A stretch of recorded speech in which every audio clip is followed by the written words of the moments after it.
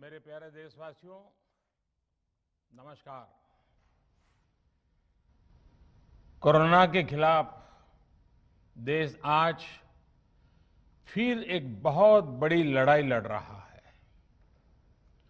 कुछ सप्ताह पहले तक स्थितियां संभली हुई थी और फिर एक कोरोना की दूसरी वेव तूफान बनकर आ गई।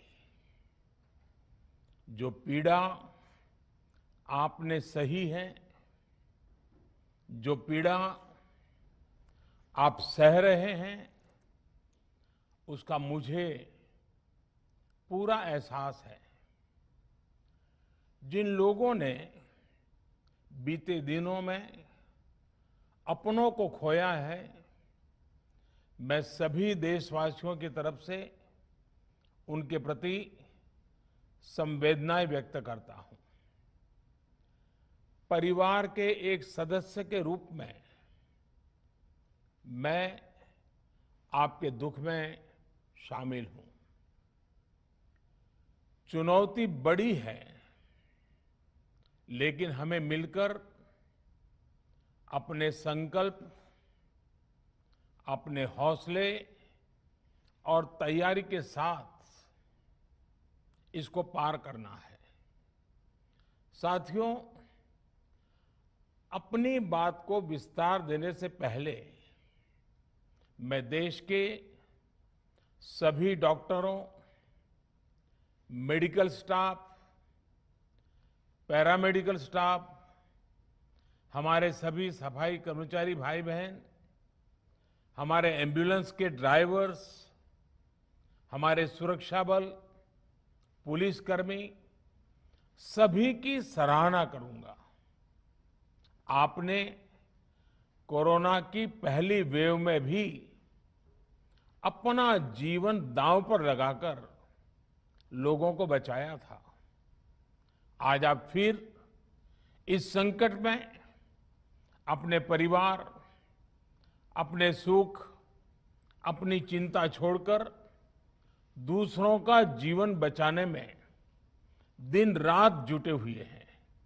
साथियों, हमारे शास्त्रों में कहा गया है, त्याज्यम न धैर्यम विदुरेऽपि काले, अर्थात कठिन से कठिन समय में भी हमें धैर्य नहीं खोना चाहिए।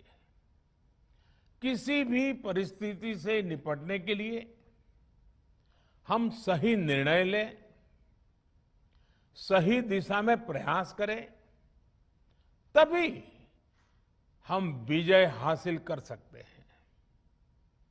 इसी मंत्र को सामने रखकर आज देश दिन रात काम कर रहा है। बीते कुछ दिनों में जो फैसले लिए गए हैं, जो कदम उठाए गए हैं, वो स्थिति को तेजी से सुधारेंगे। इस बार कोरोना संकट में देश के अनेक हिस्से में ऑक्सीजन की डिमांड बहुत ज्यादा बढ़ी है।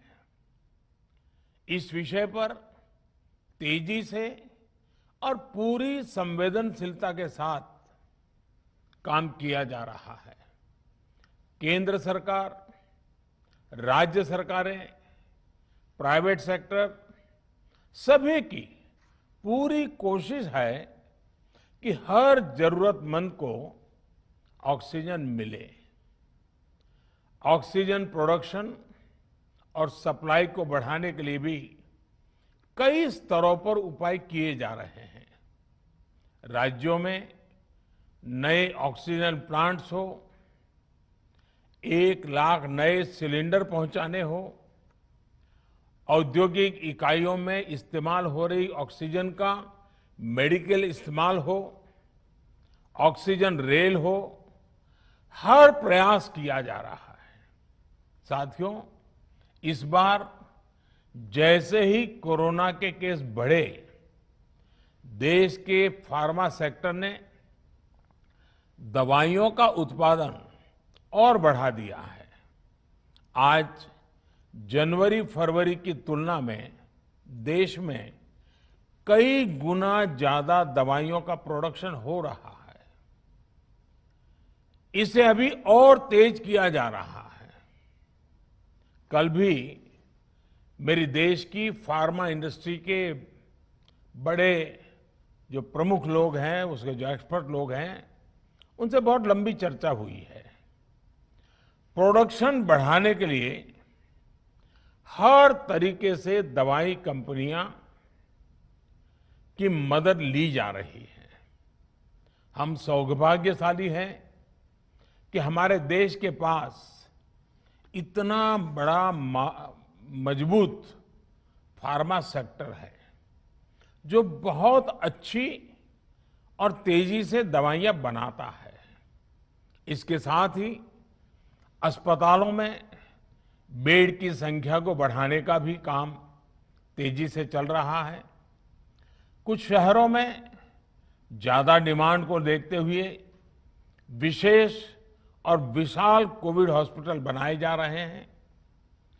साथियों, पिछले वर्ष जब देश ने कोरोना के कुछ ही मरीज सामने आए थे, उसी समय भारत में कोरोना वायरस के खिलाफ प्रभावी वैक्सीन के लिए काम शुरू कर दिया था।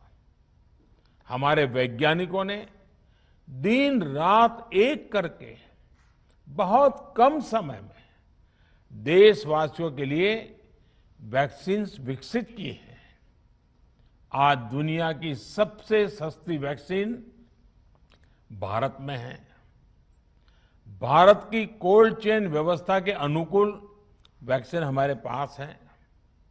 इस प्रयास में हमारे प्राइवेट सेक्टर ने इनोवेशन और एंटरप्राइज की भावना का बेहतरीन प्रदर्शन किया है। वैक्सीन्स की अप्रूवल्स और रेगुलेटरी प्रोसेसेस को फास्ट ट्रैक पर रखने के साथ ही सभी साइंटिफिक और रेगुलेटरी मदद को बढ़ाया गया है। यह एक टीम एफर्ट है जिसके कारण हमारा Bharat 2 made in India vaccine के साथ दुनिया का सबसे बड़ा टीकाकरण अभियान शुरू कर पाया। टीकाकरण के पहले चरण से ही गति के साथ ही इस बात पर जोर दिया गया कि ज्यादा से ज्यादा क्षेत्रों तक, जरूरतमंद लोगों तक वैक्सीन पहुंचे। दुनिया में सबसे तेजी से भारत में पहले 10 करोड़, फिर 11 करोड़ और अब 12 करोड़ वैक्सीन डोज दिए गए हैं।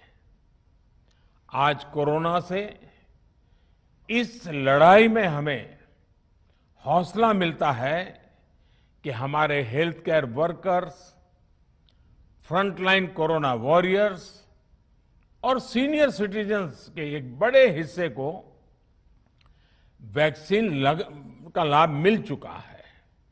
साथियों, कल ही वैक्सीन को लेकर हुए एक और अहम फैसला भी हमने किया है। 1 मई के बाद से 18 वर्ष के ऊपर के किसी भी व्यक्ति को वैक्सीनेट किया जा सकेगा। अब भारत में जो वैक्सीन बनेगी उसका आधा हिस्सा सीधे राज्यों और अस्पतालों को भी मिलेगा। इस बीच गरीबों, बुजुर्गों, निम्न मध्यम वर्ग के लोग 45 वर्ष की आयु के ऊपर के व्यक्तियों के लिए केंद्र सरकार का जो वैक्सीन कार्यक्रम चल रहा है वो भी उतनी ही तेजी से जारी रहेगा। पहले की तरह ही सरकारी अस्पतालों में मुफ्त वैक्सीन मिलती रहेगी, जिसका फायदा, जैसा मैंने कहा, हमारे गरीब परिवार हो, हमारे मध्यम वर्ग, निम्न मध्यम वर्ग के परिवार हो, वो उनका लाभ उठा सकेंगे। साथियों, हम सभी का प्रयास जीवन बचाने के लिए है, और जीवन बचाने के लिए तो है ही। प्रयास से भी ये है कि आर्थिक गतिविधियां और आजीविका कम से कम प्रभावित हो। प्रयास का तरीका यही रखा जाए। वैक्सीनेशन को 18 वर्ष की आयु के ऊपर के लोगों के लिए ओपन करने से शहरों में जो हमारे वर्कफोर्स है उसे तेजी से वैक्सीन उपलब्ध होगी। राज्यों और केंद्र सरकार के प्रयासों से श्रमिकों को भी तेजी से वैक्सीन मिले लगेगी। मेरा राज्य प्रशासन से आग्रह है कि वो श्रमिकों का भरोसा जगाए रखे। उनसे आग्रह करें कि वो जहां है वहीं रहे। राज्यों द्वारा दिया गया ये भरोसा उनकी बहुत मदद करेगा कि वो जिस शहर में हैं वहीं पर अगले कुछ दिनों में वैक्सीन भी लगेगी और उनका काम भी बंद नहीं होगा। साथियों, पिछली बार जो परिस्थितियां थी वो अभी से काफी भिन्न थी। तब हमारे पास इस वैश्विक महामारी से लड़ने के लिए कोरोना स्पेसिफिक मेडिकल इंफ्रास्ट्रक्चर नहीं था। आप याद करिए देश की क्या स्थिति थी।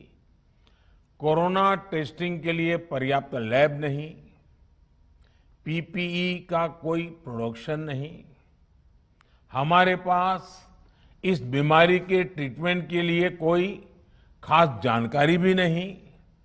लेकिन बहुत ही कम समय में हमने इन चीजों में सुधार किया। आज हमारे डॉक्टरों ने कोरोना के इलाज की बहुत ही अच्छी एक्सपर्टीज हासिल कर ली है। वो ज्यादा से ज्यादा जीवन बचा रहे हैं।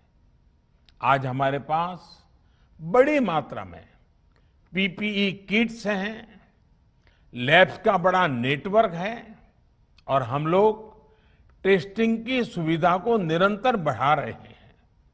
साथियों, देश ने कोरोना के खिलाफ अब तक बहुत मजबूती से और बहुत धैर्य से लड़ाई लड़ी है। इसका श्रेय आप सभी को, सभी देशवासियों को ही जाता है। अनुशासन और धैर्य के साथ कोरोना से लड़ते हुए आप देश को यहां तक लाए हैं। मुझे विश्वास है जन भागीदारी की ताकत से हम कोरोना के इस तूफान को भी परास्त कर पाएंगे। आज हम अपने चारों ओर देख रहे हैं कि कैसे कई लोग, कई सामाजिक संस्थाएं जरूरतमंदों तक मदद पहुंचाने में दिन रात जुटे हैं। दवाई पहुंचाना हो, खाने या रहने की व्यवस्था करनी हो, लोग पूरे मनोयोग के साथ काम कर रहे हैं।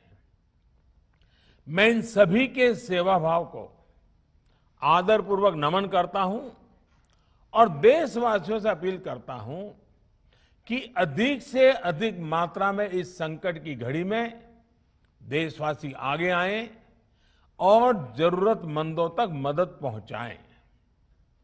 समाज के पुरुषार्थ और सेवा के संकल्प से ही हम ये लड़ाई जीत पाएंगे।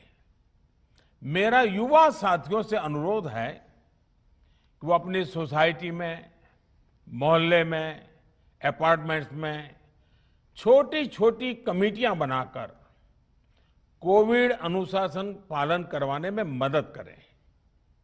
हम ऐसा करेंगे तो सरकारों को न कभी कंटेनमेंट जोन लगाने की जरूरत पड़ेगी, न कर्फ्यू लगाने की जरूरत पड़ेगी और लॉकडाउन का तो सवाल ही नहीं उठता है, आवश्यकता ही नहीं पड़ेगी। स्वच्छता अभियान के समय देश में जागरूकता फैलाने के लिए मेरे बाल मित्रों ने बहुत मदद की थी। छोटे छोटे बालक, 5वीं, 7वीं, 8वीं, 10वीं में पढ़ने वाले, उन्होंने घर के लोगों को समझाया था, मनाया था। उन्होंने बड़ों को भी स्वच्छता का संदेश दिया था। आज मैं फिर अपने बाल मित्रों से एक बात विशेष तौर पर कहना चाहता हूं। मेरे बाल मित्र, घर में ऐसा माहौल बनाइए कि बिना काम, बिना कारण घर के लोग घर से बाहर न निकले। आपकी जीत बहुत बड़ा परिणाम ला सकती है। प्रचार माध्यमों से भी मेरी प्रार्थना है कि ऐसे संकट की घड़ी में वो लोगों को सतर्क और जागरूक करने के लिए जो प्रयास कर रहे हैं उसे और बढ़ाएं। इसके साथ ही इसके लिए भी काम करें कि डर का माहौल कम हो सके, लोग अफवाह और भ्रम में न आए। साथियों, आज की स्थिति में हमें देश को लॉकडाउन से बचाना है। मैं राज्यों से भी अनुरोध करूंगा कि वो लॉकडाउन को अंतिम विकल्प के रूप में ही इस्तेमाल करें।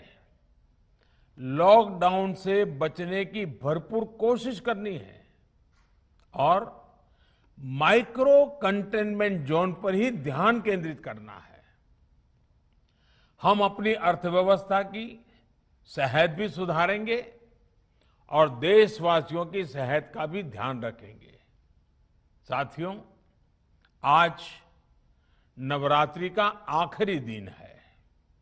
कल रामनवमी है और मर्यादा पुरुषोत्तम श्री राम का हम सभी को यही संदेश है कि हम मर्यादाओं का पालन करें। कोरोना के इस संकट काल में कोरोना के बचने के जो भी उपाय है, कृपया करके उनका पालन 100% करिए। दवाई भी, कड़ाई भी, इस मंत्र को कभी भी भूलना नहीं है। ये मंत्र जरूरी है, वैक्सीन के बाद भी जरूरी है। रमजान के पवित्र महीने का भी आज 7वां दिन है। रमजान हमें धैर्य, आत्मसंयम और अनुशासन की सीख देता है। कोरोना के खिलाफ जंग जीतने के लिए अनुशासन भी, उसकी भी उतनी ही जरूरत है। जब जरूरी हो तभी बाहर निकले। कोविड अनुशासन का पूरा पालन करें। मेरा आप सभी से यही आग्रह है। मैं आपको फिर ये भरोसा देता हूं, आपके इस साहस, धैर्य और अनुशासन के साथ जुड़कर आज जो परिस्थितियां हैं उन्हें बदलने में देश कोई कोर कसर नहीं छोड़ेगा। आप सभी स्वस्थ रहें, आपका परिवार स्वस्थ रहे, इसी कामना के साथ मैं अपनी बात समाप्त करता हूं। आपका बहुत बहुत धन्यवाद। तो प्रधानमंत्री नरेंद्र मोदी का राष्ट्र के नाम संबोधन बहुत अहम था। कोविड की इस वक्त की परिस्थितियों के बीच प्रधानमंत्री आज आए और उन्होंने राष्ट्र को संबोधित किया और देश को भरोसा दिलाया कि जन भागीदारी से कोरोना की ये जो दूसरी वेव है, जिस